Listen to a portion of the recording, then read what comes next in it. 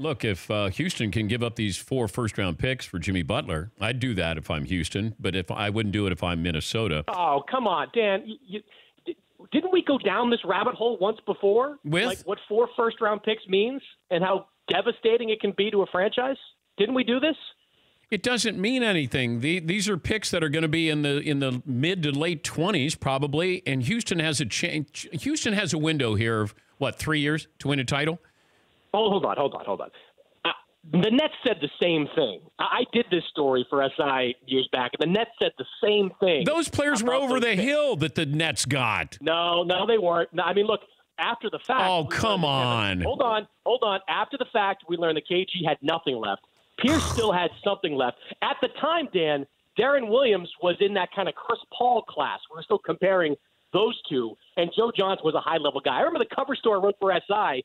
On the cover, it said, "Who wants a piece of them?" Because there was a lot of people that believed that team was a championship-level team at the time. There's no way they could have imagined that it would have played out the way it did. Do you think if the Rockets get Jimmy Butler, that changes anything in the West? It changes in the West. They're re-entrenched as number 2, but I've watched Golden State over the weekend. They're playing the best basketball I've seen them play in the Kevin Durant era right now, especially between those two. Durant and Curry are just completely in sync. I don't think it gets them a championship. And more importantly, Dan, for this purpose, is why I think it's dangerous, those 4 first-round picks. Jimmy Butler's been banged up in recent years. He had some knee problems, dealt with some injury issues. Presumably you give him a 5-year contract, right? You sign him to the max level deal that he really wants. At some point with Jimmy Butler, you're going to be paying for past production. So how many years do you squeak out of a top-level Jimmy Butler, Chris Paul team? Paul's, 33? Jimmy Butler's now going to be in his early 30s. I think you're giving yourself like a 2-year window to win a championship. And after that, all bets are off. So if that 4th pick, Dan, is in 2022, you think that's going to be a bad pick? I'm not convinced of that. But you're trying to win a championship. This is all about, in the moment, trying to win a championship.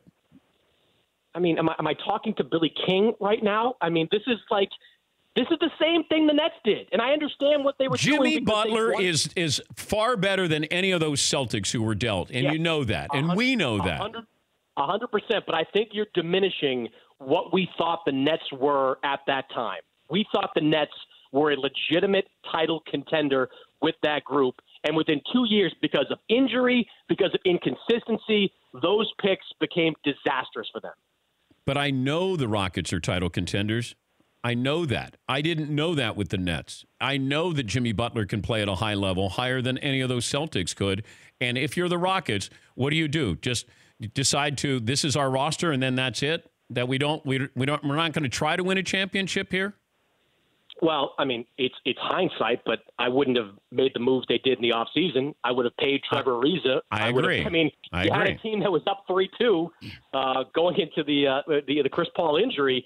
I don't know if I would have done that. Now it just seems like these are – I mean, look, if it all depends to me, Dan, on how many years you get out of Jimmy Butler. I mean, if you can get 4 years out of him playing at this Jimmy Butler type level, you take the deal. If it's less than that, if we're dealing with injuries, plus if Chris Paul takes a step back, I think it becomes a pretty risky deal. Remember, you can't. It's not like it's 4 first-round picks in a row, right? You can't do that in the NBA. It's got to be every other year. Yeah. So there could be 2 picks in the 2020s that turn out to be great picks for the Timberwolves.